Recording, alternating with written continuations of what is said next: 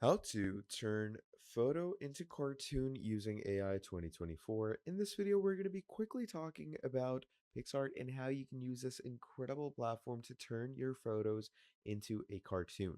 So what you're going to do for yourself is you're going to come over to new project and you're going to create a canvas for yourself.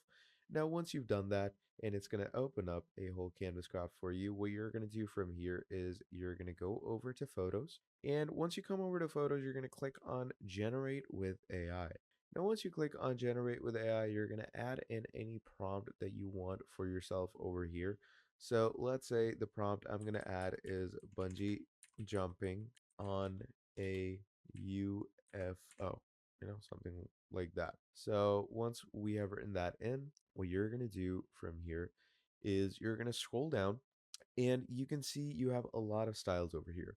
So if you want to go for any cartoonish style, you can find those here as well. Okay, so slowly scroll up.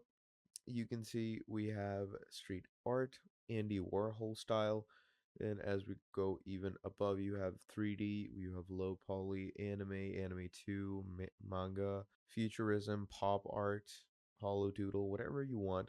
It's all doable over here. So let's say I want to go ahead with pop art, right? So pop art is pretty much a cartoon style for, a prompt. So I'm simply going to go ahead and generate something over here.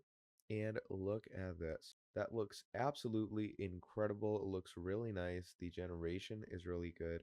And even for the second image, it looks pretty cool. So yeah, that is basically how you can turn any photo into cartoon using AI 2024. Thank you for watching all the way till the end, and I'll see all of you in the next video. Have a great day. Goodbye.